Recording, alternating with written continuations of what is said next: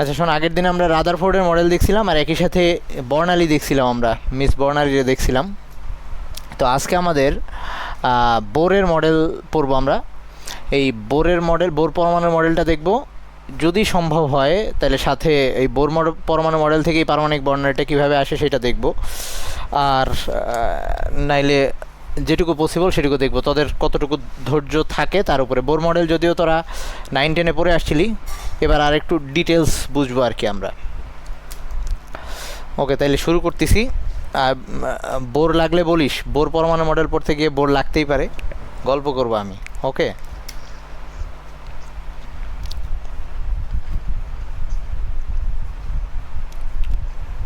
Bore পরমাণু model. ওকে, রাদারফোর্ডের কথাগুলাকেই just modification করে bore বলছিল। বোর একটু ঠিকঠাক করে রাদারফোর্ডের পয়েন্টগুলোকে ঠিক করে দিছে। তো রাদারফোর্ড বলছিল যে পরমাণু নিউক্লিয়াসের চারপাশে ইলেকট্রন ঘুরে, কিন্তু কিভাবে ঘুরে, কীরকম পথে ঘুরে সেটা নিয়ে এসে বলে নাই। তো বোর পরমাণুর যে স্বীকার্যর মধ্যে, স্বীকার্য বা প্রস্তাবনা যেটাই বলি না কেন, প্রস্তাবনা, এটার মধ্যে 1 নাম্বার যেটা, সেই 1 নাম্বারটা ওই শক্তি স্তর নিয়ে এসে বলছে। তো প্রথমটা হচ্ছে শক্তি স্তর সম্পর্কিত, শক্তি স্তর সম্পর্কিত।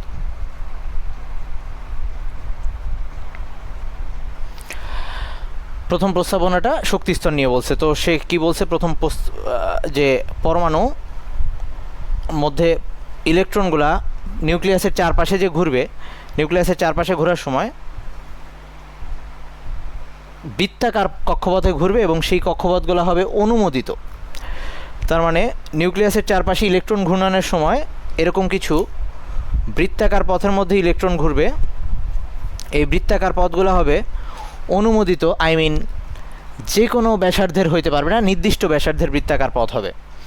এবং সেই বৃত্তাকার পথগুলোকে সে কয়েকটা শেল বা অরবিট বা প্রধান শক্তি স্তর, এভাবে আমরা উনি নাম দিছে আর কি। এবং এই কক্ষপথগুলো অনুমোদিত মানে হচ্ছে ব্যাসার্ধ স্থির, এক একটার ব্যাসার্ধ এক এক রকম, এবং সেটা চাইলেই আমরা যে কোনো ব্যাসার্ধে, যে কোনো পরমাণুর মধ্যে যে কোনো ব্যাসার্ধের কক্ষপথ বলতে পারবো না, নির্দিষ্ট একটা মান আছে। ওকে, এখন আসি, এই শেল বা অরবিটগুলোকে এন দ্বারা প্রকাশ করা হয়েছিল, বা উনি বলছিল যে এই কক্ষপথগুলোকে আমরা এন দ্বারা প্রকাশ করব। এই এনের মান 1 থেকে শুরু হবে, এই 1 থেকে শুরু হয়ে ইনফিনিটি পর্যন্ত হবে। তার মানে এই প্রথম কক্ষপথ যেটা, এইটার জন্য n = 1, সেকেন্ডটার জন্য n = 2, এভাবে n = 3, 4 এটা যাবে। এবং প্রত্যেকটা পরমাণুতেই এরকম ইনফিনিটি সংখ্যক কক্ষপথ আছে, কিন্তু ইলেকট্রন একটা নির্দিষ্ট স্তর পর্যন্ত থাকতে পারে। মানে হাইড্রোজেনের ক্ষেত্রে ধর, হাইড্রোজেনের একটা ইলেকট্রন থাকে, তো সেটা এই প্রথম কক্ষপথে থাকে, কিন্তু তার বাকি কক্ষপথগুলোও খালি থাকে। ওগুলো নাই এরকম না, ওগুলো আছে বাট খালি আছে, কিন্তু সেখানে ইলেকট্রন নাই। আই মিন এই নিচের ইলেকট্রনটাকে শক্তি দিয়ে আমরা ওগুলাই পাঠাইতে পারবো। তার মানে প্রত্যেকটা পরমাণুতেই এই n = 1 থেকে শুরু করে ইনফিনিটি পর্যন্ত কক্ষপথ আছে।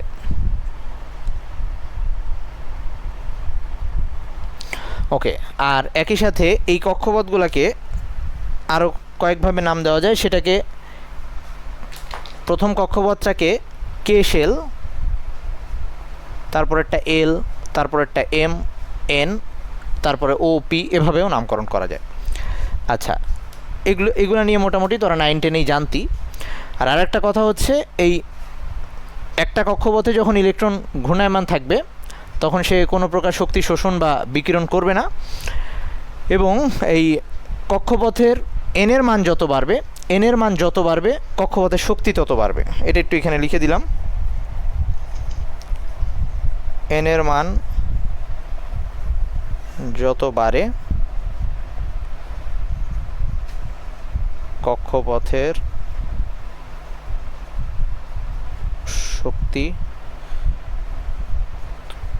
তত বাড়ে। আই মিন যে কক্ষপথটা যত দূরে নিউক্লিয়াস থেকে, সেই কক্ষপথের শক্তি তত বেশি। এইটুক নিয়ে তোদের কারো কোনো কোশ্চেন আছে নাকি? এটা হচ্ছে প্রথম প্রস্তাবনা, এটা নিয়ে কোনো কোশ্চেন নাই। এবার সেকেন্ডটা বুঝতে গিয়ে আমাদের একটু বেসিক ক্লিয়ার হওয়া লাগবে। মুসলাম,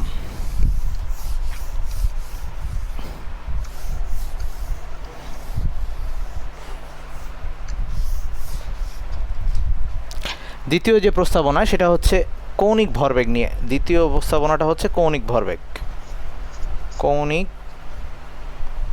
ভরবেগ সম্পর্কিত।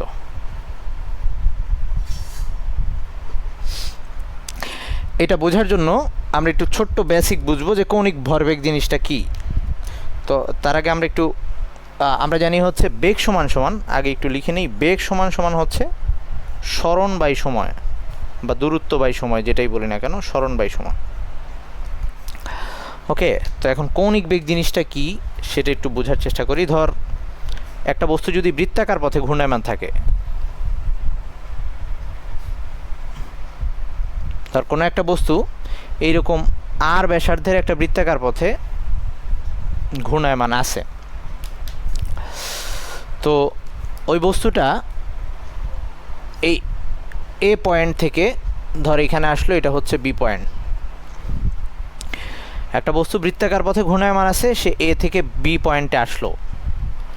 তো এখন বৃত্তাকার পথে ঘূর্ণায়মান যেহেতু সে দুইটা টাইপের দূরত্ব অতিক্রম করবে, সে দুইটা টাইপের দূরত্ব অতিক্রম করবে। তার দুইটা টাইপের দূরত্ব আছে, একটা হচ্ছে এই যে এইটুক এ থেকে বি পরিধিতে, আই মিন এই যে এই বৃত্তচাপটা সমান, যেটাকে আমরা তার রৈখিক দূরত্ব বলতে পারি, যেটাকে আমি এস দিয়ে দেখাচ্ছি, এস, এটা হচ্ছে রৈখিক দূরত্ব পরিধি বরাবর। যেটা সে আরেকটা দূরত্ব অতিক্রম করছে, সেটা হচ্ছে সে একটা কোণ অতিক্রম করছে, এই যে এইখানে এইটুক সে একটা কোণ অতিক্রম করছে, সেটা হচ্ছে থিটা। তো এইটাকে আমরা বলবো এই বস্তুটার কৌণিক দূরত্ব, এইটাকে বলবো কৌণিক দূরত্ব। এগুলা লিখে নিস, বইয়ে নাই কিন্তু, আই মিন আছে, ফিজিক্সে আছে আর কি, তো ফিজিক্সের ওই চ্যাপ্টার আমরা এখনো পড়ি নাই। তো যখন একটা বস্তু বৃত্তাকার পথে ঘূর্ণায়মান থাকে তখন তার দুইটা টাইপের দূরত্ব থাকে, একটা রৈখিক রেখা বরাবর, আর একটা হচ্ছে একটা কোণ অতিক্রম করে, সেটা হচ্ছে কৌণিক দূরত্ব। তাইলে এখন এই বস্তুটা এ থেকে বিতে আসছে, ধরলাম এইটুক দূরত্ব যাইতে তার টি সময় লাগছে, এইটুক দূরত্ব যাইতে তার টি সময় লাগছে। ওকে, তাইলে এখন এই বস্তুটার বেগ যদি আমি নির্ণয় করতে চাই, যেহেতু তার সরণ বা দূরত্ব দুইটা টাইপের আছে, একটা হচ্ছে রৈখিক দূরত্ব আর একটা হচ্ছে কৌণিক দূরত্ব, তাহলে আমার তার বেগটাও দুইটা টাইপের হবে, একটা হবে রৈখিক বেগ, একটা হবে রৈখিক বেগ। রৈখিক বেগের ক্ষেত্রে উপরে থাকবে ওই যে রৈখিক দূরত্ব বা রৈখিক সরণ, যেটাই বলি না কেন,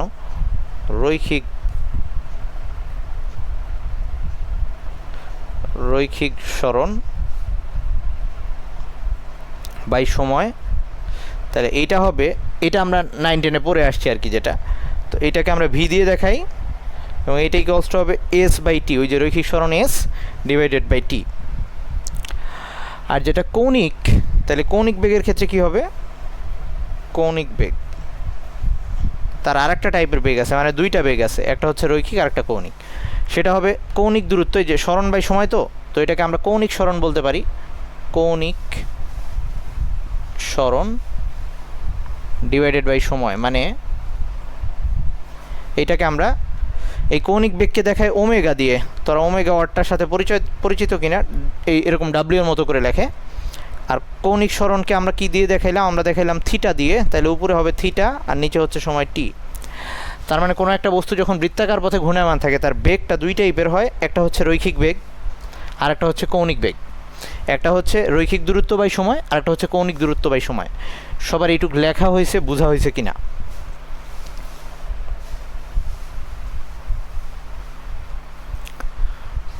সবার লেখা হয়েছে এইটুক? আচ্ছা আচ্ছা, লামিয়াকে লিখতেছিস না শুয়ে শুয়ে ক্লাস করতেছিস?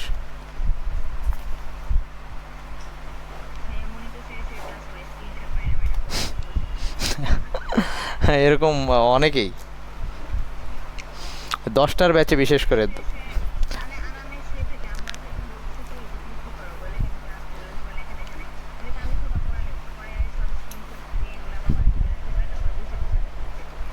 ওই সকালে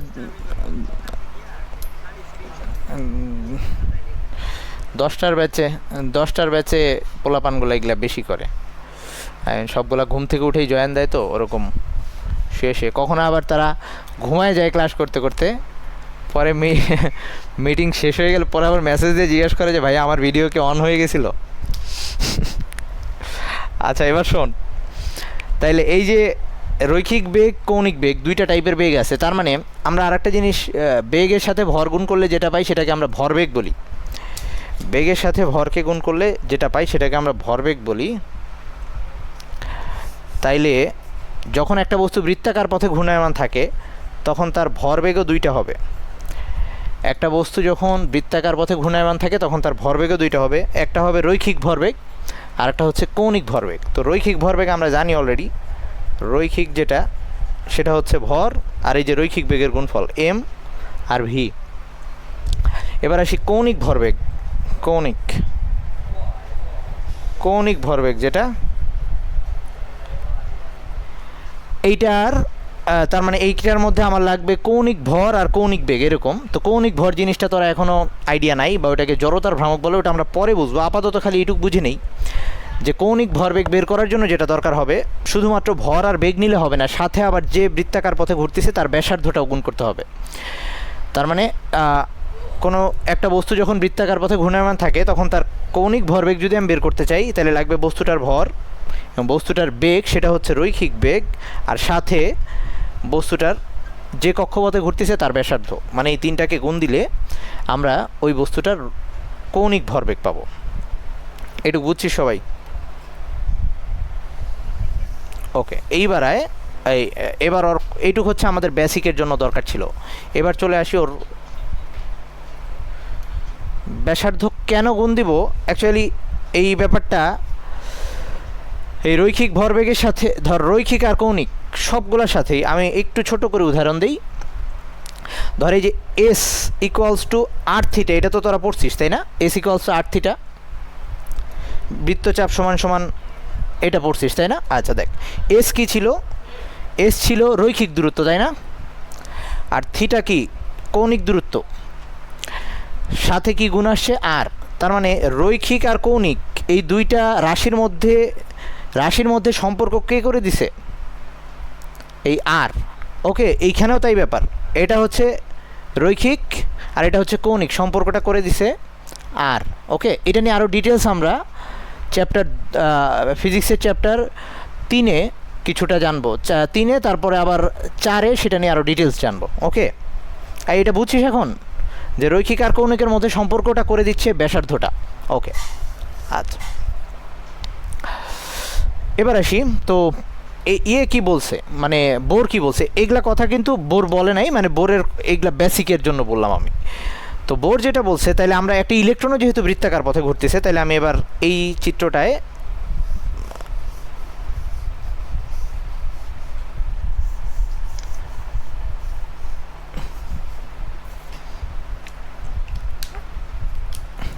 এবার ধর এটা নিউক্লিয়াস, এর চারপাশে একটা ইলেকট্রন ঘুরতেছে বৃত্তাকার পথে, তো ওইটাই ধর সেই ইলেকট্রন।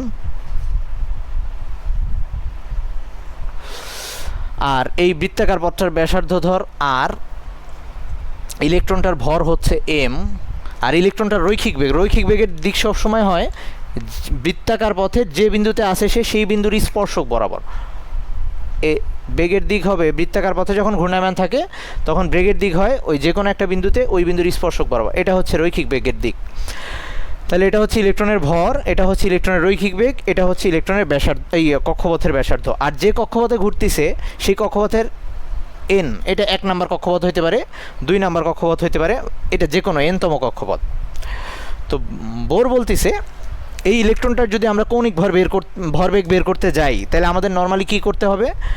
লাগবে ইলেকট্রনের ভর, লাগবে ইলেকট্রনটার বেগ আর ওই কক্ষপথের ব্যাসার্ধ।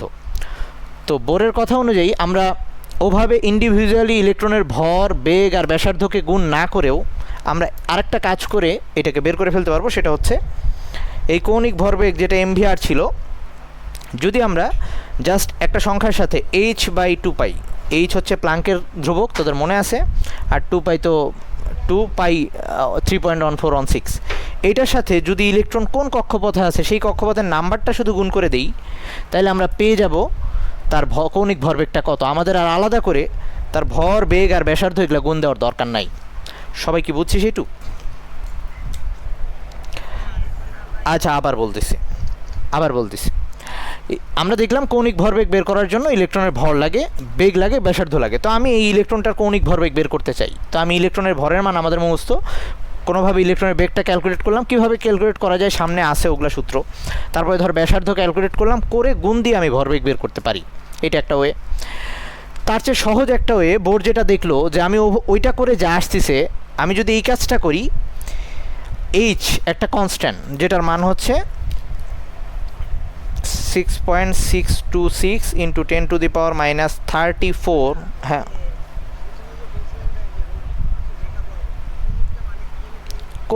কৌণিক মানে জাস্ট কোণ। ওকে, আচ্ছা। এই এটার এককটা দুইটা টাইপের, তোদের 9-10-এ লেখা ছিল হচ্ছে ওই KG metre square per second, এটাকে জুল সেকেন্ড দিয়েও লেখা যায়। ওকে, জুল সেকেন্ড আমরা এভাবেও লিখতে পারি। এখন আমরা এটাই লিখব, অথবা সিজিএস একক সবার জন্যই কি? আচ্ছা, তার মনিত কোনটা ভাইয়া, কি বুঝি নাই? হ্যাঁ, এইচের নিচে 2π। আচ্ছা, ওটা হচ্ছে পাই। তো আমরা দেখ, এইচের মান আমাদের মুখস্থ, যেটাকে আমরা প্লাঙ্কের কনস্ট্যান্ট বলি, আর পাইয়ের মান তো 3.1416। তাহলে এই দুইটা মান আমরা জানি। বোর যেটা দেখাইছে যে আমরা যদি, আচ্ছা ওটা তোর নেটে প্রবলেম রে, কিছু। ওকে, আচ্ছা তুই নেট চেঞ্জ কর বা লিভ নিয়ে আবার জয়েন দে, সমস্যা। হ্যাঁ, সেটা করে দেখতে পারিস। তো বোরের কথা অনুযায়ী এই h/2π এই জিনিসটার সাথে আমি যদি ইলেকট্রনটা কয় নাম্বার কক্ষপথে ঘুরতেছে, সেটা কি 1 নম্বরে, 2 নম্বরে না 3 নম্বরে, সেইটা দেখে যদি গুণ দিয়ে দিই, তাইলেই এই কৌণিক ভরবেগের সমান চলে আসে। কথা কি বোঝা গেছে এবার? মানে আমি কৌণিক ভরবেগটা শুধুমাত্র ইলেকট্রন কয় নাম্বার কক্ষপথে আছে সেটা জানলেই বের করে ফেলতে পারতেছি, কারণ এই দুইটা মান মুখস্থ মান। ওকে, এইটুকু বুঝছিস সবাই? প্লাঙ্কের ধ্রুবকের মান থেকে আসছে, সামনে সবগুলোরই প্রুফ আস্তে আস্তে আসবে, এইচটা কি অ্যাকচুয়ালি সেটাও আসবে। ওকে, ঠিক আছে এইটুক। আর শোন, মিটিং এন্ড হয়ে গেলে আবার জয়েন দিস কিন্তু, সিদ্দিকা তুইও মিটিং এন্ড হয়ে যাওয়ার পরে আবার জয়েন দিস। আচ্ছা, এইটুক নিয়ে কারো কোনো কোশ্চেন নেই? আমি তাহলে মুছবো।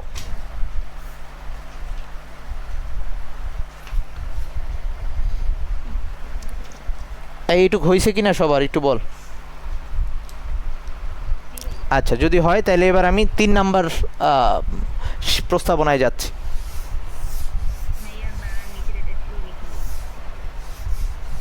নাহলে তুইও মনি স্টাইলে স্ক্রিনশট নিয়ে নে। হ্যাঁ, জুল সেকেন্ড তো স্মল, জুল সেকেন্ড।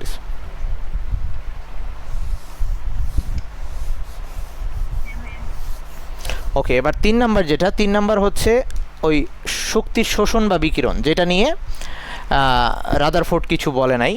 তো 3 নাম্বার প্রস্তাবনাটা হচ্ছে শক্তির শোষণ বা বিকিরণ সম্পর্কিত।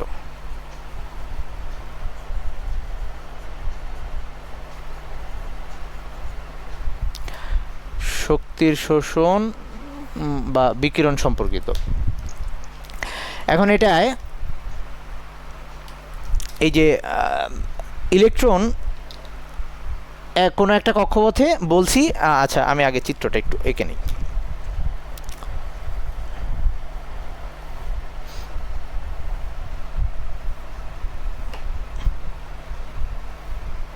ওকে, এটা হচ্ছে নিউক্লিয়াস, এটা বিভিন্ন কক্ষপথ। ধর এটা n = 1 2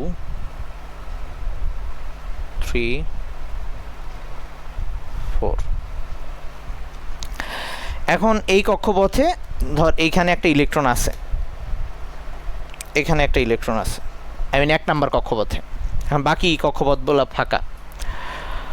তো বোরের কথা অনুযায়ী যখন ইলেকট্রন এইখানে ঘুরতেছে, মানে নর্মাল অবস্থায় যখন আছে, বাইরে থেকে তার উপরে কোনো শক্তি আসতেছে না, বা মানে সে ভূমি অবস্থায় আছে, তো তখন সে কোনো প্রকার শক্তি শোষণ বা বিকিরণ করবে না, সেইখানেই রোটেট করতে থাকবে, ঘুরতে থাকবে। কিন্তু যদি আমরা এখন এই ইলেকট্রনটাকে বাইরে থেকে শক্তি দেই, সে যদি শক্তি পায় কোনোভাবে, তাহলে সে শক্তি শোষণ করে উপরের স্তরে যেতে পারবে, উপরের স্তরগুলোতে যেতে পারবে। আচ্ছা, এখন আমরা একটা ইলেকট্রনকে কিভাবে শক্তি দিতে পারি? একটা ইলেকট্রনকে দুইভাবে শক্তি দেওয়া যায়। একটা ইলেকট্রনকে দুইভাবে শক্তি দিতে পারি, তাপ দিয়ে বা আলো দিয়ে। ওকে, তো আমরা এখন আলো নিয়ে চিন্তা করতেছি।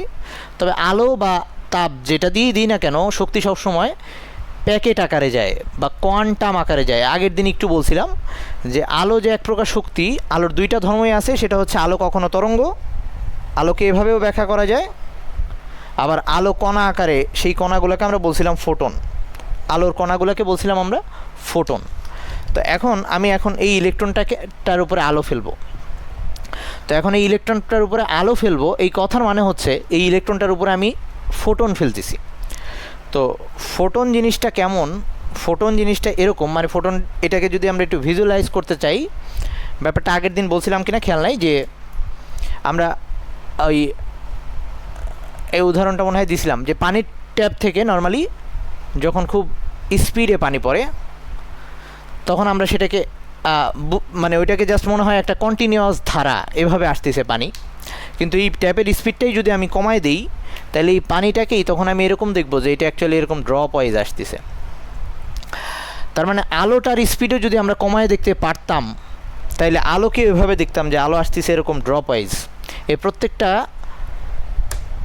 এই যে খণ্ড বা প্রত্যেকটা যে কি বলবো, কণা, এই কণাগুলোকে আলোর ক্ষেত্রে বলা হয় ফোটন।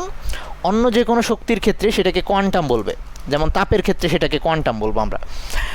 আচ্ছা, বা এগুলো আলোরই কোয়ান্টাম বা আলোর কোয়ান্টা যেটাই বলি না কেন, কিন্তু আলোর ক্ষেত্রে স্পেশালি এটার নাম দেওয়া হয়েছে ফোটন।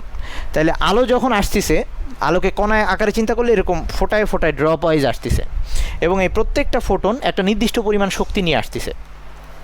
তাহলে আমি যখন এই ইলেকট্রনটার উপরে এই আলো ফেলবো, তার মানে ব্যাপারটা এরকম দাঁড়াচ্ছে, এখানে এসে ফোটন পড়তেছে। তো ধর আমি, আচ্ছা এখন আসি, এক এক আলোর তরঙ্গ দৈর্ঘ্য এক এক রকম, সো এক এক আলোর শক্তিও এক এক রকম। তাইলে এইখানে যে আলো আসতেছে, ধরলাম যে এখন আমি সবুজ রঙের উপরে আলোর শক্তি নির্ভর করে, ধর সবুজ রঙের আলো ফেলতেছি, কথার কথা। ওকে, তাইলে এইখানে যে ফোটনগুলো আসতেছে, এই আলো ফেলা মানে এটার উপরে ফোটন পড়তেছে এরকম, এই ইলেকট্রনের উপরে এই ফোটনটা গিয়ে আঘাত করবে, ফোটনগুলো এরকম ড্রপ ওয়াইজ আসবে। আচ্ছা, তাহলে এখন বললাম যে প্রত্যেকটা ফোটনের শক্তি নির্দিষ্ট। তো ধরে নিলাম যে এই আলোর প্রত্যেকটা ফোটন 50 জুল করে শক্তি নিয়ে আসতেছে। আমি এটা ধরার জন্য ধরতেছি, ফোটনের শক্তি অবশ্যই এত বেশি না। আর এই যে ইলেকট্রনটা এই কক্ষপথে আছে, এখন ইলেকট্রনটার এই কক্ষপথে যখন আসে, এই কক্ষপথে ইলেকট্রনটার শক্তি হচ্ছে 100 জুল, এই কক্ষপথের শক্তি হচ্ছে 200 জুল, মানে প্রত্যেকটা কক্ষপথের আলাদা আলাদা শক্তি। এই কক্ষপথের শক্তি ধরলাম আমি, এই কক্ষপথের শক্তি হচ্ছে 350 জুল, কারণ এই যে কক্ষপথ বলছি এনের মান যত বাড়ে শক্তির মান তত বাড়ে। এই কক্ষপথের শক্তি ধরলাম আমি 400 জুল। ওকে, 400 জুল। তো কখনোই কক্ষপথের শক্তির মান এত বড় বড় হয় না, অনেক ছোট সংখ্যা হয়, কিন্তু এখন বোঝানোর জন্য আমি এভাবে বলতেছি। তাইলে এখন আমি ইলেকট্রনটাকে এখান থেকে এখানে পাঠাইতে চাই, তাহলে ইলেকট্রনের এখান থেকে এখানে যাইতে কত শক্তি লাগবে? এখান থেকে এখানে যাইতে, এই ইলেকট্রনটার এখান থেকে এখানে যাইতে কত শক্তি লাগবে? ওর এখন আছে কত জুল শক্তি? 100 জুল। ওর ওখানে যাইতে আরও 100 জুল শক্তি লাগবে। তার মানে এইখান থেকে ওখানে যদি এই 1 নাম্বার কক্ষপথ থেকে যদি 2 নাম্বার কক্ষপথে ইলেকট্রনটাকে পাঠাইতে যাই, তাহলে ওকে আমার শক্তি দিতে হবে, যেটাকে আমি ডেল ই দিয়ে বুঝাচ্ছি। এইটার মান হওয়া লাগবে 100 জুল। কেউ না বুঝলে বলিস, কিন্তু চুপ থাকিস না, আমি আবার রিপিট করব। এই ইলেকট্রনের এখন শক্তি আছে 100 জুল। হ্যাঁ বলতেছি, একটা ইলেকট্রন যখন একটা নির্দিষ্ট কক্ষপথে থাকে, প্রত্যেকটা কক্ষপথের শক্তি আলাদা। তো আমি ধরে নিছি প্রথম কক্ষপথের শক্তি 100 জুল, সেকেন্ডটা হচ্ছে 200 জুল, তারপর একটা 350, তারপর একটা 400, আমি ধরে নিছি। কিন্তু যত উপরের দিকে যাচ্ছে তত বাড়তিছে শক্তির মান। তো এখন এই ইলেকট্রনটা যে কক্ষপথে ঘুরতেছে, এখন সে কোনো প্রকার শক্তি শোষণ বা বিকিরণ করতেছে না, তার 100 জুল শক্তি নিয়ে সে ঘুরতেছে ওখানে। এখন আমি বাইরে থেকে তাকে শক্তি দিয়ে ওইখানে পাঠাইতে চাই, তো এখন ওর 100 জুল শক্তি আছে, ওর ওইখানে যাওয়ার জন্য শক্তি লাগবে হচ্ছে আরও 100 জুল, কারণ ওই কক্ষপথে থাকার জন্য 200 জুল শক্তি লাগে। এইটুক বুঝিস এবার? আচ্ছা, যদি বুঝিস তাহলে এখানে আমি ডেল্টা ই দিয়ে বোঝাচ্ছি এই দুইটা শক্তি স্তরে শক্তির পার্থক্য। তাহলে এখন ফোটন যখন এসে ইলেকট্রনটার উপরে পড়বে, তোদের কি মনে হয় এই ফোটনটা আসার পর ইলেকট্রনটা এখান থেকে ওখানে যাবে কি না? সবগুলা ফোটন 50 জুল করে শক্তি নিয়ে আসতেছে, ওর লাগবে 100 জুল শক্তি। কি মনে হয় ইলেকট্রনটা যাবে কি না ওখানে, বা গেলে কতক্ষণ পরে যাবে?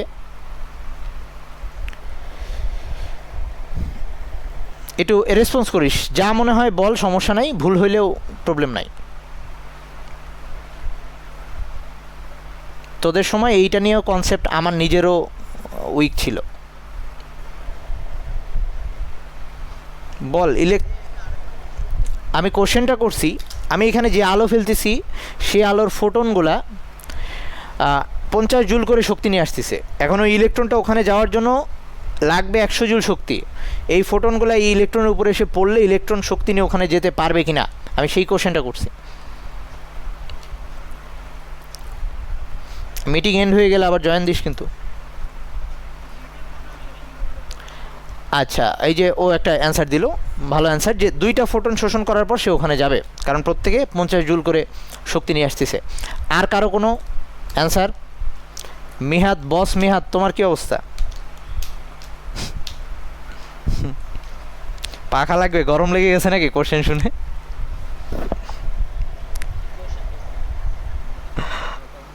আর কোনো কোশ্চেন নাই বাদ? এই লামিয়া, কোনো আইডিয়া দিবি? আচ্ছা, লামিয়ার মনে হচ্ছে 2 ছেড়ে 3-এ যাচ্ছে। আর স্মৃতি, তোর কি অবস্থা? আরে পরে দাঁড়া, স্মৃতি তোর কি মনে হয়? আচ্ছা, আমি যে কোশ্চেনটা করছি আরেকবার বলতেছি। একটা ইলেকট্রনকে এই কক্ষপথ থেকে এই কক্ষপথে পাঠাবো, এই কক্ষপথে যখন ইলেকট্রন আসে তখন তার শক্তি 100 জুল, ওই কক্ষপথে থাকতে হইলে তার 200 জুল শক্তি নিয়ে থাকা লাগবে। তার মানে অলরেডি ওর 100 জুল শক্তি আছে, আরও 100 জুল শক্তি পাইলে সে ওই কক্ষপথে যাইতে পারবে। তো আমি এখন এই ইলেকট্রনটাকে শক্তি দেওয়ার জন্য আলো ফেলতেছি, এমন আলো ফেলতেছি যার প্রত্যেকটা ফোটন 50 জুল করে শক্তি নিয়ে আসতেছে। আমি বলছি এই আলো দিয়ে ইলেকট্রনটাকে ওখানে পাঠানো যাবে কি না?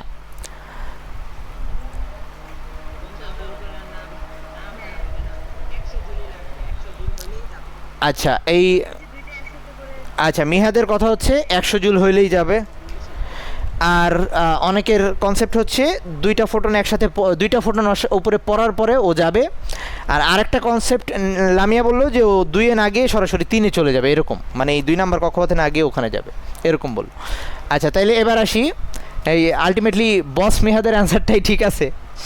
আচ্ছা, এখন যে ব্যাপারটা সেটা হচ্ছে, মানে দেখ, এখানে পানির ড্রপ যখন এসে পড়তেছে, একটা পানির ড্রপ কিন্তু একটার পর একটা পরে, কখনো 2টা ফোঁটা একবার এসে পড়তেছে না। তাইলে এই ইলেকট্রনটার উপরেও ফার্স্টে এইটা গিয়ে পড়বে, তখন কি হবে? যখন এই 50, আচ্ছা আমি আজানের জন্য কি একটু অফ রাখবো ক্লাসটা? আচ্ছা, একটু অফ রাখতেছি। ওকে ওকে, আচ্ছা, না হলে ভালো। আচ্ছা, এবার আয়, তাইলে এই যে বললাম যে ফোটন একই সাথে এর উপরে এট এ টাইমে 2টা পড়ার কোনো চান্স নাই, আগে একটা পড়বে তারপরে আরেকটা পড়বে। তাইলে কি কাহিনী হবে দেখ, একটা ফোটন এসে যখন ইলেকট্রনের উপরে পড়লো, এটা পড়ার সাথে সাথে ইলেকট্রনটার শক্তি কতখানি হয়ে যাবে? আগে 100 ছিল, 50 জুল আসছে, এখন 150 জুল না তার শক্তি? 150 জুল শক্তি। তাইলে ও আর ওই কক্ষপথে থাকবে না, মানে একটা ফোটন এসে এর উপরে পড়ার পর সাথে সাথে সে কক্ষপথ থেকে বেরোয় আসবে, কারণ এইখানে 100 জুল, এখানে 200 জুল, সে মাঝামাঝি কোথাও চলে আসবে, ধরলাম এইখানে কোথাও, কিন্তু ওখানে কোনো কক্ষপথ নাই। তাহলে সে একটু পরে আবার আগের জায়গায় ফিরে আসবে, মানে যেটুকু শক্তি নিয়েছিল সেই শক্তি ছেড়ে দিয়ে আবার আগের জায়গায় চলে আসবে। কিন্তু এরপরে ও যখন এখানে চলে আসবে, আবার আরেকটা ফোটন আসবে, আই মিন একই সময়ে কিন্তু 2টা পড়ার চান্স নাই, আবার আরেকটা ফোটন আসবে, সে আবার বেরোয় গিয়ে ওই পর্যন্ত যাইতে পারবে না, আবার চলে আসবে। তার মানে ইলেকট্রনটা জাস্ট এভাবে জাম্প করতে থাকবে, কিন্তু ওই পর্যন্ত পৌঁছাইতে পারবে না। এটা বোঝা গেছে?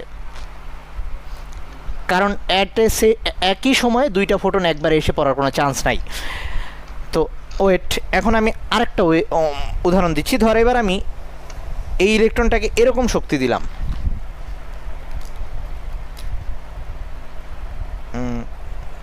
এবার যে আলো ফেলতেছি সে আলোগুলা ধর 150 জুল করে শক্তি নিয়ে আসতেছে, 150 জুল, 150 জুল করে শক্তি নিয়ে আসতেছে। এবার কি হবে? এবার এই ইলেকট্রনটা এবারে আচ্ছা, তো এখন যেটা বলতেছি, এই 150 জুল যে শক্তি যদি দেই, এই ইলেকট্রনটা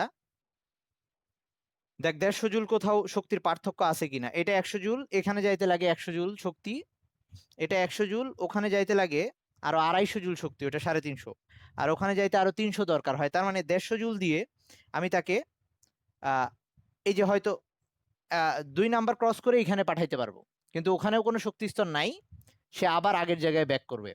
ওকে, তার মানে এই শক্তি দিলেও ইলেকট্রনটা 2 বা 3 কোথাও যাচ্ছে না, কারণ আমি এক্সাক্ট ওই পরিমাণ শক্তি দেই নাই যেটা 2 নাম্বারে যাওয়ার জন্য বা 3 নাম্বার যাওয়ার জন্য বা 4 নাম্বার যাওয়ার জন্য সম্ভব না। মানে ব্যাপারটা হচ্ছে ইলেকট্রনের এক্সাক্ট পরিমাণ শক্তি লাগবে। ধর এইখানে থাকার জন্য ওর 200 জুল শক্তি ক্যারি করা লাগে, আর সবসময় ইলেকট্রন তার আগের অবস্থায় ফিরে যাওয়ার চেষ্টা করবে। যে কোনো বস্তু তার সাম্যাবস্থায় আবার ফিরে আসার চেষ্টা করে। তো এইখান থেকে গেছে সে, তাকে যদি আমি ওই দেই, ওই যে দেশ, এই 350 জুল, আই মিন 100 থেকে 350 হওয়ার জন্য, আই মিন এখান থেকে এখানে যাওয়ার জন্য, এইটা থেকে এখানে যাওয়ার জন্য শক্তির দরকার হয় হচ্ছে 350 আর 100 মানে হচ্ছে 250 জুল শক্তি লাগে এখান থেকে এখানে যাইতে। এই পরিমাণ শক্তি দিলেও সে এটাই চলে আসতো, কিন্তু আমি তাকে 150 জুল দিছি যেটা কোনোটার সাথেই মিলতিছে না। তার মানে সহজ কথায় ইলেকট্রনকে একটা স্তর থেকে আরেকটা স্তরে পাঠাইতে হলে আমাকে এক্সাক্ট দুইটা স্তরের শক্তির পার্থক্যের সমান শক্তি দেওয়া লাগবে। তার মানে এই ইলেকট্রনটাকে যদি আমি এখান থেকে এখানে পাঠাইতে চাই, তাহলে শক্তির পরিমাণ হবে 100 জুল। আমি যদি 1 নাম্বার কক্ষপথ থেকে 2 নাম্বার কক্ষপথে পাঠাইতে চাই, তাহলে এমন আলো ফেলতে হবে তার উপরে যেটা 100 জুল শক্তি ক্যারি করতেছে। 100 জুল করে ফোটন, প্রত্যেকটা ফোটন 100 জুল করে শক্তি ক্যারি করতেছে। এরকম আমি যদি ইলেকট্রনটাকে 1 থেকে 3-এ পাঠাইতে চাই, তাহলে এরকম ফোটন ফেলতে হবে যেটা 250 জুল করে শক্তি ক্যারি করতেছে। সহজ কথায় ইলেকট্রন সেই ফোটনগুলার মাধ্যমে এক স্তর থেকে আরেক স্তরে যাবে যে ফোটনের শক্তির সাথে ওই দুই শক্তি স্তরের পার্থক্যের শক্তির মান মিলে যাবে। সবাই কি একটু ক্লিয়ার হয়েছিস? স্মৃতি বুঝছিস? এই ইয়ে তন্নি বুঝছিস? লামিয়া বুঝছিস? ঐশী বুঝছিস? আবির বুঝছিস? ওকে, গুড। ওই একই কথায় না, মিহাদ 50 বলে নাই, মিহাদ 100 জুল বলছিল। মানে মিহাদ আমি যেটা বললাম ওটাই বলছিল। আচ্ছা, এখন তাইলে আসি আমি, যে তাইলে সূত্রটা কি দাঁড়াইলো। সূত্রটা তার মানে এটা দাঁড়াইলো। আচ্ছা, এখন আরেকটা কথা বলি। ইলেকট্রন যখন শক্তি শোষণ করে উপরের স্তরে যায়, ধর ইলেকট্রন এখান থেকে উপরের দিকে গেলে, মানে উপরের কোনো শক্তি স্তরে গেলে সে শক্তি শোষণ করে যাবে, বাইরে থেকে শক্তি নিয়ে উপরে যাবে, এবং সে ওখানে গিয়ে সব সময় বসে থাকবে না, কারণ কোনো জিনিসই তার সাম্যাবস্থা আবার সবসময় চেষ্টা করে সাম্যাবস্থায় ফিরে আসতে। যেমন ধর আমরা পানি গরম দিই যখন চুলায়, পানি গরম দিয়ে আমি যখন পানি আবার মানে আর কি চুলা অফ করে দিচ্ছি, তখন পানি আবার ঠান্ডা হয়ে আগের অবস্থায় চলে আসে। তাহলে ইলেকট্রন ওইখানে যাবে, আবার সে শক্তি ছেড়ে দিয়ে আবার এখানে চলে আসবে। তাহলে ইলেকট্রন যখন এক স্তর থেকে উপরের স্তরে যাবে, তখন সে শক্তি শোষণ করে উপরে যাবে, বাইরে থেকে শক্তি নিয়ে যাবে, ফোটন নিয়ে যাবে। উল্টা ভাবে সে যখন উপর থেকে নিচে নেমে আসার চেষ্টা করবে, ইলেকট্রন যখন কোনো উপরের স্তর থেকে নিচের স্তরে নেমে আসার চেষ্টা করবে, যে কোনো উপরের স্তর থেকে নিচের স্তরে, তখন সে শক্তি ছেড়ে দিয়ে আসবে। তার মানে শক্তি শোষণ করে নিচ থেকে উপরে গেলে, আর নেমে আসলে তখন সে উল্টা আরো শক্তি ছেড়ে দিয়ে আসবে, মানে আলো আকারে বা এই ফোটন আকারে, যে ফোটনগুলো নিছিল সে আকারেই সে আবার শক্তি ছেড়ে দিয়ে আসবে। আচ্ছা, তাইলে ইলেকট্রন যে পরিমাণ শক্তি শোষণ করে উপরের স্তরে যায়, সেই একই পরিমাণ শক্তি ছেড়ে দিয়ে আবার নিচের স্তরে আসে, মানে ওই দুই শক্তি স্তরের পার্থক্যের সমান শক্তি। তাইলে আমরা এখন এটাকে যদি সূত্র আকারে লিখি, ব্যাপারটা এরকম দাঁড়াচ্ছে। এই তো এটার পরে আজকের টপিকটাকে আমি শেষ করব, পেইন নেওয়ার দরকার নাই। এরকম ব্যাপার দাঁড়াচ্ছে যে শোষিত বা বিকিরিত শক্তির পরিমাণ, শোষিত ইলেকট্রন কর্তৃক আর কি, ইলেকট্রনের শোষিত বা বিকিরিত শক্তি, এটা কিসের সমান হচ্ছে আমরা দেখলাম, এটা হচ্ছে যে দুইটা স্তর, দুই শক্তি স্তরের পার্থক্যের সমান। তাহলে এটা লিখতে পারি শক্তি স্তর দ্বয়ের, শক্তি স্তর দ্বয়ের শক্তির পার্থক্যের সমান। ওকে, আবার এই পার্থক্যটা, এই শক্তি স্তরদ্বয়ের পার্থক্য, এই শক্তিটা সে কার কাছ থেকে নিল? ফোটন থেকে নিল, এবং প্রতিটা ফোটন থেকে নিল। তার মানে এই শক্তিটা কার সমান হচ্ছে? ওই ফোটন যে শক্তি আনতেছে তার সমান। তার মানে এটাকে আমি এভাবে লিখতে পারি, আপতিত ফোটনের শক্তি, অথবা নির্গত ফোটনের শক্তি, যাই বলি না কেন একই কথা, কারণ একই পরিমাণ শক্তি ছাড়বে। তাহলে এটাকে যদি আমি ম্যাথমেটিক্যাল ওয়েতে লিখতে চাই, তাহলে ব্যাপারটা এরকম দাঁড়াচ্ছে, শোষিত বা বিকিরিত শক্তি, এটা ইকুয়ালস হচ্ছে শক্তি স্তরদ্বয়ের শক্তির পার্থক্য। তার মানে শক্তি স্তরদ্বয়ের শক্তির পার্থক্য আমি ডেল্টা ই দিয়ে দেখাইছিলাম। ডেল্টা ই কে আবার আমরা এভাবে লিখতে পারি যে উচ্চ শক্তি স্তরের শক্তি মাইনাস নিম্ন শক্তি স্তরের শক্তি, আপার, আর এটা দিয়ে লোয়ার বুঝাচ্ছি, ইকুয়ালস টু ফোটনের শক্তি। তো ফোটনের শক্তি কিভাবে বের করতে হয়? একটা ফোটনের শক্তি বের করার সূত্র হচ্ছে, ফোটনের শক্তি, একটা ফোটনের শক্তি বের করার সূত্র, প্লাঙ্কের ধ্রুবকটার সাথে এই নিউ গুণ দিতে হয়, যেটা ফোটনের কম্পাঙ্ক। 9-10 ধরা পড়ছিলি একটু। ফোটনের শক্তি বের করার সূত্র হচ্ছে প্লাঙ্কের ধ্রুবকের সাথে ফোটনের কম্পাঙ্ক গুণ করতে হয়, প্লাঙ্কের ধ্রুবকের সাথে ফোটনের কম্পাঙ্ক গুণ করতে হয়। তাহলে এইটা ইকুয়ালস টু হবে এইচ নিউ। এটাকে নিউ বলে, এটা কিন্তু ভি না, এবং এটা ভি এর মতো একটু বাড়ায় লিখতে হয় উপরে। এইটা হচ্ছে ফোটনের কম্পাঙ্ক। আচ্ছা, পরিচয়গুলো আমি একটু পরে লিখে দিচ্ছি। আবার আমরা 9-10-এ পড়ে আসছিলাম তরঙ্গ চ্যাপ্টারে, যে V equals to F lambda, মানে হচ্ছে কোনো একটা তরঙ্গের বেগ কম্পাঙ্ক ইন্টু তরঙ্গ দৈর্ঘ্য। তাহলে আলো একই সাথে কণা, আবার একই সাথে তরঙ্গ। তাহলে আমি যদি তরঙ্গ হিসাবে চিন্তা করি, তাহলে একটা ফোটনের কম্পাঙ্ক, এই যে এফ, যেটা আমরা সেখানে লিখছি নিউ, তাহলে আলোর ক্ষেত্রে আমরা লিখতে পারবো, আলোর বেগকে আমরা সি দিয়ে দেখাই, আলোর বেগ সি ইকুয়ালস টু, বা ফোটনের বেগ যেটা সেটা সি, ফোটনের কম্পাঙ্ককে আমরা নিউ দিয়ে দেখাইলাম, আর আলোর তরঙ্গ দৈর্ঘ্য যদি ল্যামডা হয়, তাহলে আলোর ক্ষেত্রে এই কথাটা সত্য যে সি ইকুয়ালস টু আলোর বেগ ইকুয়ালস টু আলোর কম্পাঙ্ক ইন্টু তরঙ্গ দৈর্ঘ্য। তাহলে সেইটা যদি হয়, এখান থেকে আমরা এই কম্পাঙ্ক সমান সমান লিখতে পারি সি বাই ল্যামডা, কম্পাঙ্ক সমান সমান লেখা যায় সি বাই ল্যামডা। তাহলে এখানে আমরা এটা বসাই দিতে পারবো এইচ, এইটার জায়গায় বসাই দিচ্ছি সি বাই ল্যামডা। তাহলে ব্যাপারটা এরকম দাঁড়ালো, এটা হচ্ছে আমাদের পুরা সূত্র, আমরা এইটাকে লিখতে পারি বোরের 3 নাম্বার কথা অনুযায়ী। তাহলে এই ডেল্টা ই, এটা হচ্ছে দুই শক্তি স্তরের শক্তির পার্থক্য, এটাকে এভাবে লিখতে পারি উচ্চ শক্তি স্তরের শক্তি মাইনাস নিম্ন শক্তি স্তরের শক্তি। এইচ হচ্ছে প্লাঙ্কের ধ্রুবক, এটা হচ্ছে ফোটনের কম্পাঙ্ক বা আলোর কম্পাঙ্ক, এইচ প্লাঙ্কের ধ্রুবক, সি হচ্ছে আলোর বেগ, এটা হচ্ছে আলোর তরঙ্গ দৈর্ঘ্য। আমরা এগুলো নিয়ে ম্যাথ করব, তখন আরো ডিটেলস বুঝতে পারবো। তো এখন ছোট্ট একটু কথা বলে শেষ করতেছি। আমি কিন্তু এখন এটা সীমাবদ্ধতা বা ওই, তোদের কি ধৈর্য আছে? তাইলে ওই সীমাবদ্ধতা গুলো ওগুলা নিয়েও কথা। কোনটা বলবো ভাইয়া? এটা? আচ্ছা, এটা তোর 9-10-এর তরঙ্গের ওই সূত্র মনে আছে, বেগ ইকুয়ালস টু কম্পাঙ্ক তরঙ্গ দৈর্ঘ্য ভি ইকুয়ালস টু। তো আলো, আলো একই সাথে তরঙ্গ, প্রথমে আলোকে তরঙ্গ আকারে আঁকছিলাম, কণা আকারে আঁকছিলাম। তো আলোর যদি তরঙ্গ হয়, তাহলে আলোর ক্ষেত্রে ওই সূত্র খাটবে। তার মানে আলোর বেগকে আমরা সি দিয়ে দেখাই, আলোর কম্পাঙ্ক বা ফোটনের কম্পাঙ্ককে আমরা এই যে নিউ দিয়ে দেখাইলাম। তো এফ এর জায়গায় নিউ লিখছি, ওটাকে এফ লিখলেও সমস্যা নাই। আর ল্যামডা হচ্ছে তরঙ্গ দৈর্ঘ্য, তাহলে আলোর ক্ষেত্রে লিখতে পারি C equals to nu lambda. তাহলে ওখানে এই যে নিউ সমান সমান লেখা যায় এই সমীকরণ থেকে, বা কম্পাঙ্ক সমান সমান লেখা যায় সি বাই ল্যামডা, এই আড়াআড়ি করে দিলাম আর কি। তো সেইটাকে আমি এখানে বসাই দিছি। বুঝছিস এবার? আচ্ছা আচ্ছা, ইউ দিয়ে বুঝছি আপার, মানে উচ্চ শক্তি স্তরের শক্তি, আর এটা হচ্ছে নিম্ন শক্তি স্তরের শক্তি, দুইটা বিয়োগ দিছি। কথা বুঝছিস? ওই যে আমি 100 জুল 200 জুল এভাবে লিখছিলাম না, 200 - 100, সেটা। ওকে, এই সবার এটুক বুঝছিস? আমি কি এই পর্যন্ত রাখবো না আরো আগাবো বলতো? তোরা যা বলবি তাই করব। আমি কি এই পর্যন্ত রাখবো না আরো আগাবো? আচ্ছা, একটু একটু একটু ইয়াগুলা বলে নি, মানে এটা সাফল্য সীমাবদ্ধতা গুলো একটু বলে দিই। আচ্ছা, সাফল্যটা হচ্ছে, প্রথম সাফল্য যে সে আহ, এই পরমাণু মডেলটা স্থায়ী হইলো। কেন স্থায়ী হইলো?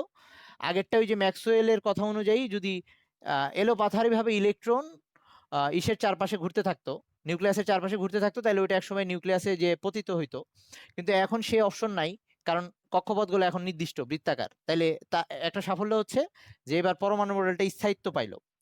সেকেন্ড হচ্ছে, আগের দিন যে আমরা বর্ণালী দেখছিলাম, সেই বর্ণালীটা কিভাবে আসে এইটা বোর ব্যাখ্যা করতে পারছে। কারণ ওই যে এইমাত্র আমরা দেখলাম যে উপরের শক্তি স্তর থেকে নিচের শক্তি স্তরে ইলেকট্রন নেমে আসলে আলো ছেড়ে দেয়, এবং আগের দিন আমরা দেখছিলাম যে আলো ওখান থেকে বেরোয় আসতেছিল। তো বর্ণালী কেন আসছে সেইটা এই বোর ব্যাখ্যা করতে পারছে। কিন্তু আচ্ছা ওয়েট, তারপরে আসি হচ্ছে একই সাথে এই বোরের মডেল অনুযায়ী আমরা আমরা সামনে গিয়ে দেখব যে হাইড্রোজেনের জন্য যে বর্ণালী আসে, মানে আগের দিন আমি যে বর্ণালীটা দেখাইছি ওখানে যে বিভিন্ন আলো ছিল, লাল আলো, নীল আলো, বেগুনি আলো এরকম ছিল, ওগুলার তরঙ্গ দৈর্ঘ্যগুলো নির্ণয় করা সম্ভব হয়েছে। আচ্ছা, এবং লাস্ট হচ্ছে কক্ষপথের ব্যাসার্ধ।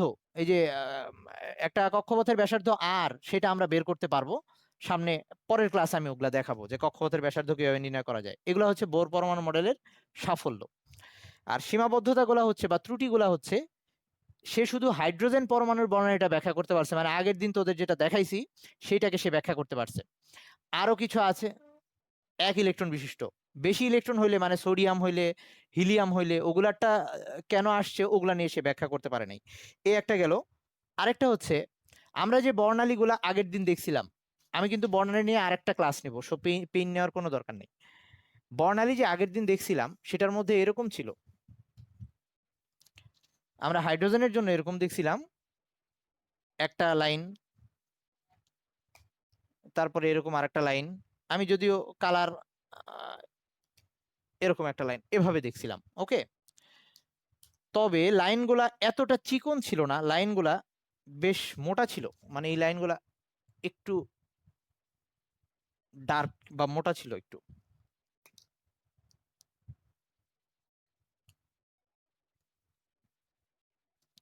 তো এই যে আহ, যেটা হইলো বোর হাইড্রোজেনের বর্ণালী ব্যাখ্যা করতে পারছে, সমস্যা হয় নাই। কিন্তু এইটাকেই যদি আরো অনুবীক্ষণ যন্ত্র দিয়ে দেখা হয়, একটু জুম করে দেখলে, এই যে এখানে লাল যে বর্ণালীটা আমরা পাচ্ছি, এইটাকে জুম করে দেখলে দেখা যায় কি এখানে অনেকগুলা ছোট ছোট লাইন একসাথে হয়ে আছে, এরকম সূক্ষ্ম সূক্ষ্ম অনেকগুলা লাইন একসাথে হয়ে আছে। এরকম এই নীলটার মধ্যেও অনেকগুলো সূক্ষ্ম, একটা লাইন না, ওখানে অনেকগুলো সূক্ষ্ম সূক্ষ্ম লাইন একসাথে হয়ে ওরকম হয়েছে। ওকে, তো এই লাইনগুলা কেন আসছে এইটার ব্যাখ্যা বোর্ড দিতে পারে নাই, এটা তার একটা ত্রুটি। আরো একটা ব্যাপার যে ও শুধু এই হাইড্রোজেনেরটা ব্যাখ্যা করতে পারছে, বাকিগুলো ব্যাখ্যা করতে পারে নাই। আর একই সাথে আহ, এই যে তোর দুইটা ইফেক্ট, আজকে শুধু নাম জেনে নে, এটা সামনে বলবো। সে দুইটা ইফেক্ট ব্যাখ্যা করতে পারে নাই, স্টার্ক ও জিম্যান, এই দুইটা বিজ্ঞানীর নাম, এগুলা কি আমি পরের দিন যখন বর্ণালী পড়াবো সেটা নিয়ে বলবো। ইফেক্ট বা প্রভাব। আচ্ছা, একটু বলে নেই এই জিনিসটা কি অ্যাকচুয়ালি। এই জিনিসটা হচ্ছে, এই যে এই ভাগগুলা, এই ভাগগুলা কখন আসে, এগুলা কখন দেখা যায়, যদি আমরা তড়িৎ ক্ষেত্রের মধ্যে পরমাণুকে রাখি। ওই আগের দিন দেখছি যে আমরা ওই হাইড্রোজেন বর্ণালী বা মিস বর্ণালী যে কাজটা করতেছিল তখন কিন্তু কারেন্ট দিছিল, মানে তড়িৎ ক্ষেত্র দিছিল। আবার আমরা 9-10-এ পড়ে আসছি তড়িৎ চৌম্বক ক্ষেত্র, মানে কারেন্ট থাকলেই সেখানে চৌম্বক ক্ষেত্র হয়। তার মানে এই যে এই ভাগগুলা হওয়ার রিজনটা হচ্ছে, বিজ্ঞানী স্টার্ক বলছিল যে এই ভাগগুলা হওয়ার কারণ হচ্ছে তড়িৎ ক্ষেত্রের প্রভাবে এই যে এই রেখাগুলা সূক্ষ্ম সূক্ষ্ম ভাগে ভাগ হয়ে যায়, বিভক্ত হয়ে যায়। এটা স্টার্ক বলছিল, তার মানে স্টার্কের ইফেক্টের কারণে এটা আসছে, সেটা সে ব্যাখ্যা করতে পারে নাই। জিম্যান এই ভাগ হওয়ার কারণ হিসেবে ওই ইয়াকেও ব্যাখ্যা করছিল, চৌম্বক ক্ষেত্রকেও ব্যাখ্যা করছিল, মানে তড়িৎ আর চৌম্বক ক্ষেত্র সবসময় একসাথেই থাকে, যেখানেই তড়িৎ আছে সেখানেই চৌম্বক ক্ষেত্র আছে। তার মানে স্টার্ক বলছিল তড়িৎ ক্ষেত্রের কারণে এই রকম বর্ণালী ভাগ হয়ে গেছে, জিম্যান বলছিল চৌম্বক ক্ষেত্রের কারণে এরকম ভাগ হয়ে গেছে। এই ব্যাখ্যাগুলা বোর দিতে পারে নাই। আচ্ছা, এইটা একটা গেল। আর আরেকটা হচ্ছে ইলেকট্রনের যে কণা আর তরঙ্গ উভয় ধর্ম আছে, এইটা বোর ব্যাখ্যা করতে পারে নাই। বোর শুধু কণা ধর্ম নিয়ে কথাবার্তা বলছে, ওই যে ফোটন আকারে জিনিসগুলো বলছে, কিন্তু তরঙ্গ ধর্ম নিয়ে সে বলতে পারে নাই। তো এই হচ্ছে মোটামুটি বোরের সীমাবদ্ধতা। আরো একটা যে কক্ষপথগুলোকে সে বৃত্তাকার বলছে, সেই কক্ষপথ আমরা পরবর্তীতে দেখছি যে আরো উপস্তরে ভাগ থাকে, এস অরবিটাল থাকে, পি অরবিটাল থাকে, ডি অরবিটাল থাকে, এগুলা নিয়েও সে বলতে পারে নাই। সবাই কি মোটামুটি ক্লিয়ার বোরের ব্যাপারটা? আচ্ছা ঠিক আছে, তাহলে আজকে মনে হয় আমরা এই পর্যন্ত রাখতে পারি, নাহলে পরে তোরা মারামারি শুরু করবি আবার। ওকে। আচ্ছা তাইলে আহ, আমি ভিডিও অফ করতেছি, কিন্তু তোরা লিভ নিস না আগেই, আমি একটু খবর নিব।